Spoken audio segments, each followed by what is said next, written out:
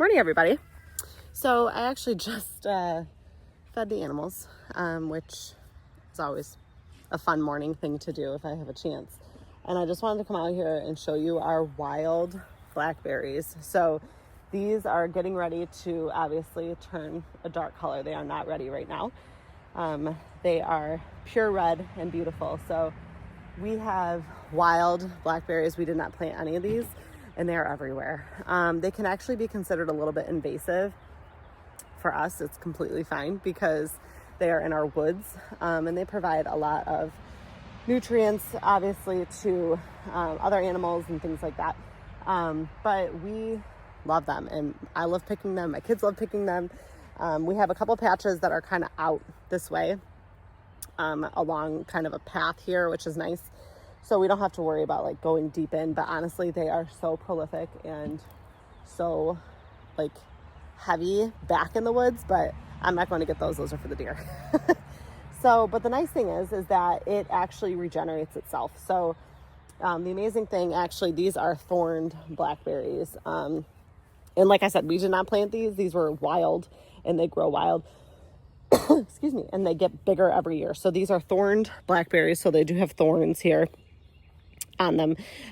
But they are so tasty and they are amazing. And just like the blackberries that we get in the store, except extremely fresh and off the vine. The other thing is that these are not sprayed. Obviously, we do not spray any part of our farm that goes to consumers or anything like that. And so we don't spray at all on the main part of the farm, which is lovely. So I know that these are as pure as it gets.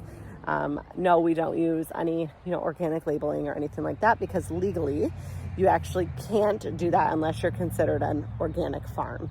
And the interesting thing is that, and what I've learned, I used to be a big organic person and making sure that, what I buy is organic and whatever before I came to the farm.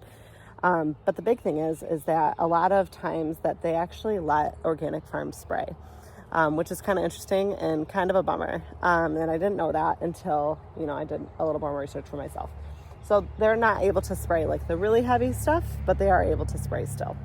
So I just wanted to, give you some food for thought on that. So we do not spray at all. These are completely wild. We don't cut these back. We don't do anything. And this is as good as God can give you, The other thing that I wanted to talk about blackberries is that these ones are definitely the most prolific on the farm. We also have wild black cap raspberries, which are actually different. They don't actually sell them in the store, at least not by us.